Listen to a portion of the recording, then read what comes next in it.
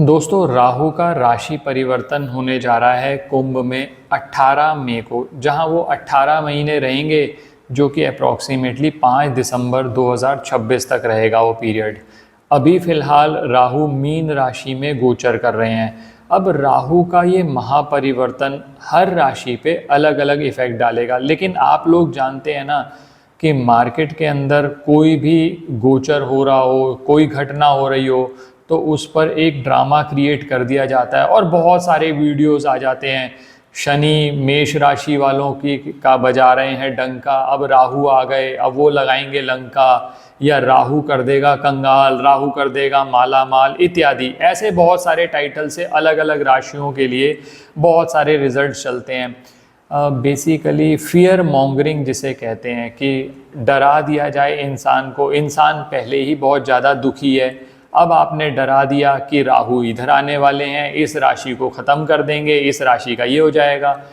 तो दोस्तों, इस वजह से ये सीरीज़ शुरू करनी पड़ी कि कुछ अच्छी इन्फॉर्मेशन आपके पास पहुंच जाए। और सबसे बड़ी बात दोस्तों, इन वीडियोस में आप ये भी चेक कर लीजिएगा, जो मार्केट में वीडियोस चलते हैं, कोई भी कंस्ट्रक्टिव आइडिया, कोई भी पॉजिटिव आइडिया आपको नहीं दिया जाता। क्या उपाय किया जाए? अगर मान लीजिए आप डरा ही रहे हो तो क्या उपाय करें क्या? पहले ही तो मरे हुए हैं और कितना मारोगे? तो अब इन सब चीज़ों से बचाने के लिए कोशिश करूँगा कि हर राशि के हिसाब से वीडियो शेयर करूँ।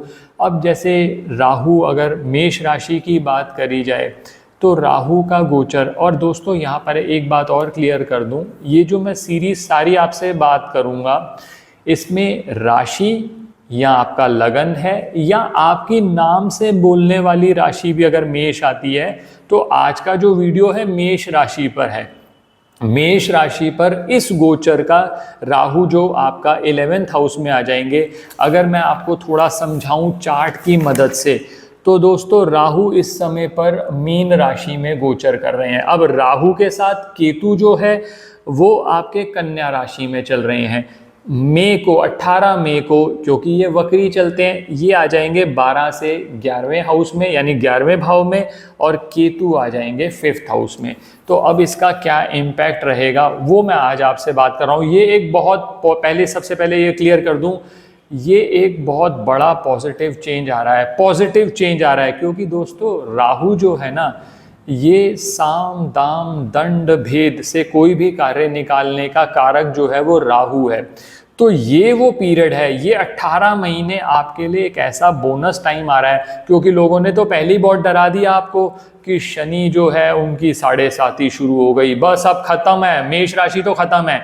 ये सोचे बगैर कि मेष राशि, अगर आप एक राशि की बात करते हैं, 12 राशियां होती हैं, एक राशि अगर आप इंडिया की पॉपुलेशन ले लें 140 करोड़, तो यानी 1/12 पर आप एक ही जनरल प्रेडिक्शन दे रहे हो कि ये सभी राशियां खत्म हो जाएंगी, और सिर्फ एक ही प्लेनेट देखकर। तो basically all these predictions are flawed. तो अब इस ऐसी स्थिति में, क्योंकि हर चीज़ को यहाँ डिस्कस करना संभव नहीं हो पाता, लेकिन कुछ कॉम्बिनेशंस पे बात करूँगा कि किस तरह से आप इस गोचर का फ़ायदा उठा सको। मैं विकास मल्होत्रा स्वागत करता हूँ आपका लाल किताब एस्ट्रो सेंटर चैनल पर।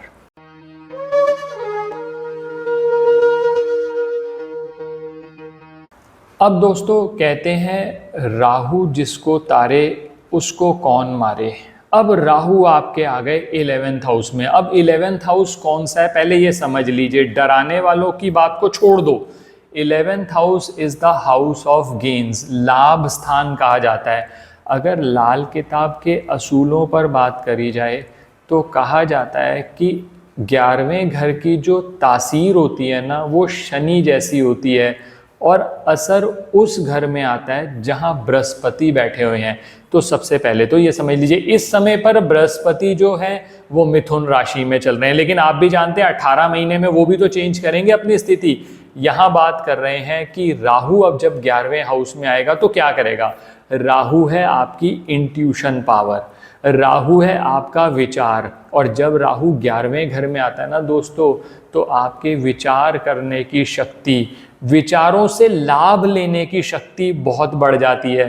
तो सबसे पहले तो ये समझ लीजिए आपके लिए गोल्डन पीरियड आ गया, क्योंकि राहु जब 11th हाउस में आएगा तो आप नए आइडियाज़ लेकर आएंगे। और दोस्तों बहुत सारे लोग ऐसे हैं, जैसे मान लीजिए वो नौकरी कर रहे हैं, तो वो ये चाहते हैं कि सर ऐसा नौकरी के साथ साथ कुछ ऐसा हो जाए कि हम एडिशनल इनकम अर्न कर सकें, चाहे वो कमीशन के थ्रू अर्न कर सकें, चाहे हम कोई साइड बिजनेस कर सकें। तो ये वो पीरियड है जिसमें आप ये कर सकते हैं। ये पहला, सबसे पहला एडवांटेज, राहु आपके लाभ स्थान में आ गए। अब दूसरी बात इसमें देखी जाए, राहु जब भी 11वें में आता है तो थोड़ा सा बृहस्पति को कहीं ना कहीं अफेक्ट करता है। अब बृहस्पति इस समय पर चल रहे हैं मिथुन राशि में, जहां से लाल किताब की दृष्टि के हिसाब से 3rd हाउस 11th हाउस को देखता है, तो जहां वो राहु को देख रहे हैं। बृहस्पति के फल अगर कहीं पर भी आपको लगे कि खराब हो रहे हैं, तो एक छोटा सा उपाय बता रहा हूं, 100% काम करेगा। दोस्तों केसर के तिलक को नाभि, जुबान और माथे पे लगाओ। ये 3 जगह बताई, नाभि, जुबान और माथे पे। लेकिन कई बार बहुत सारे लोग नहीं कर पाते, तो कम से कम ये माथे पर, ये बीच वाली, ये जो जगह होगी ना दोस्तों, इसे हम कहते हैं 11th हाउस। ये बिल्कुल ये साइड में जो सेंटर जहां आज्ञा चक्र होता है, इसको हम कहते हैं 2nd हाउस।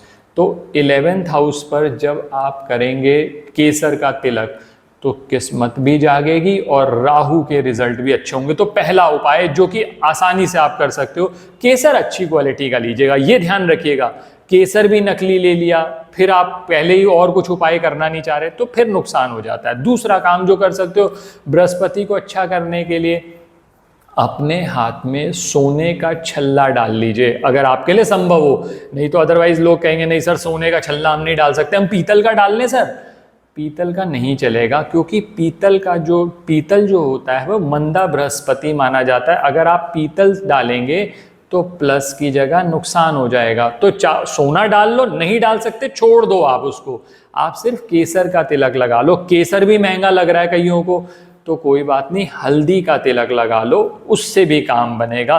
धीरे धीरे काम बनते हैं, तो ये दूसरा काम किया जा सकता है। अब एक चीज और ध्यान रखिए दोस्तों, इस समय जो बुध का गोचर चल रहा है मेष राशि वालों के लिए लगन में चल रहा है।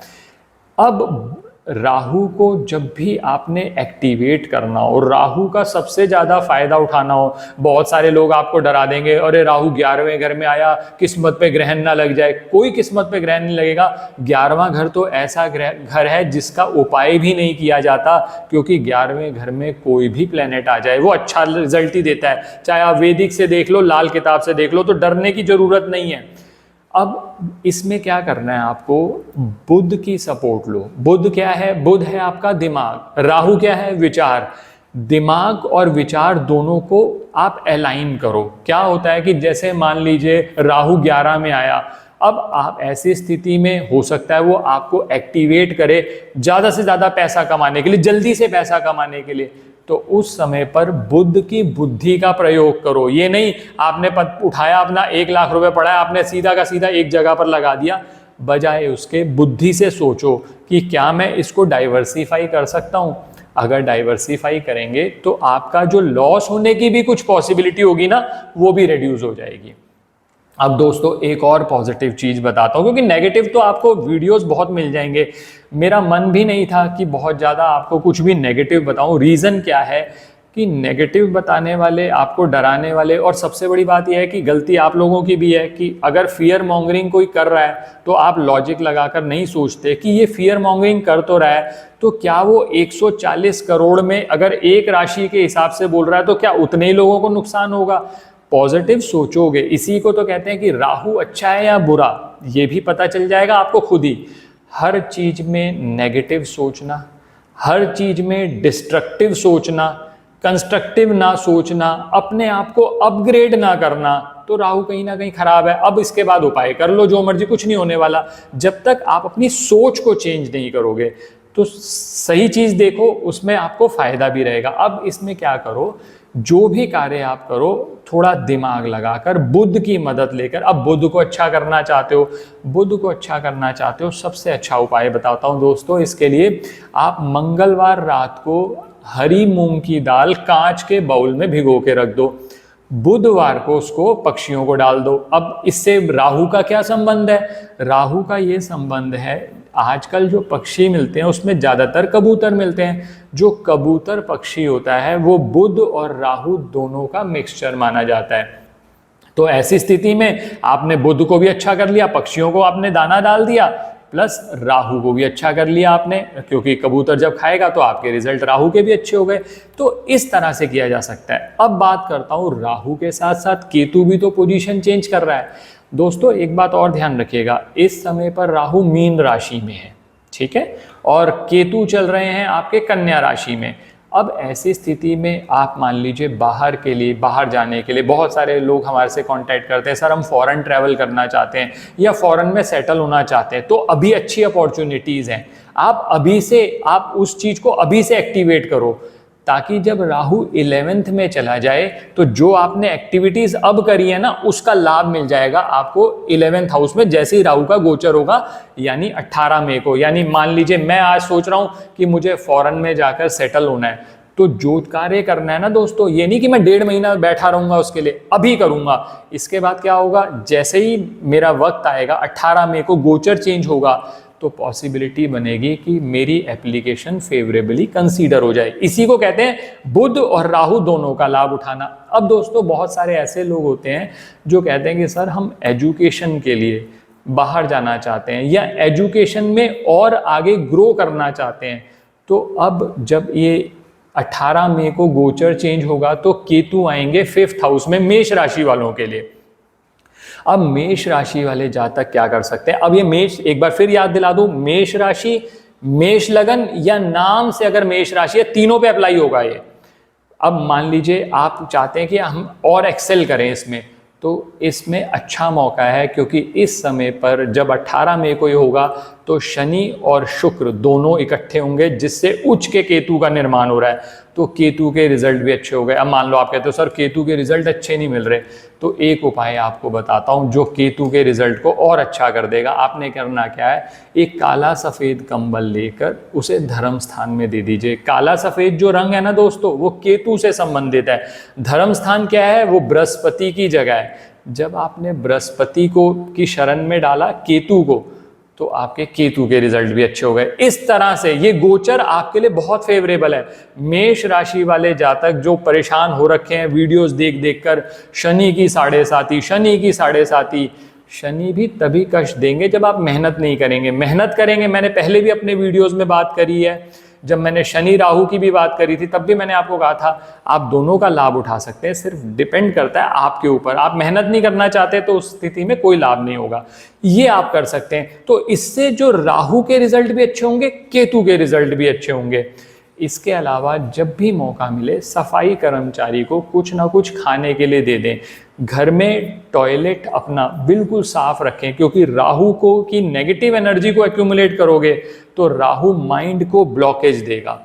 इसके बाद भी अगर कोई बहुत ज़्यादा दिक्कत आपको आ रही हो तो एक छोटा सा कार्य किया जा सकता है। जौ रात को भिगो दीजिए, कच्चे दूध में भिगो दें इसको।